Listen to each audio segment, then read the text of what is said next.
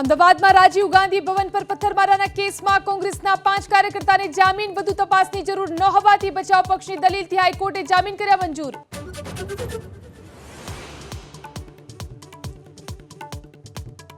સ્થાનિક સ્વરાજ્યની સંસ્થાઓની ચૂંટણીને લઈ કમલરમાં સીઆર પાટીલની અધ્યક્ષતામાં પ્રદેશ ભાજપ હોદ્દેદારોની મળી બેઠક. તો બપોરે 2 વાગે જિલ્લા મહાનગરોના પ્રમુખો સાથે ચર્ચા.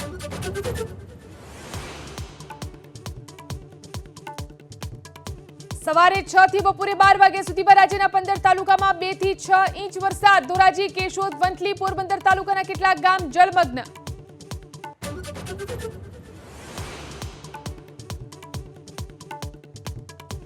રાજ્યના 207 જળાશયોમાં 43% વધુ જળ સંગ્રહ. સૌરાષ્ટ્રના 5 ડેમ સંપૂર્ણ ભરાયા તો સરદાર સરોવર ડેમમાં સંગ્રહિત પાણીનો જથ્થો 54%.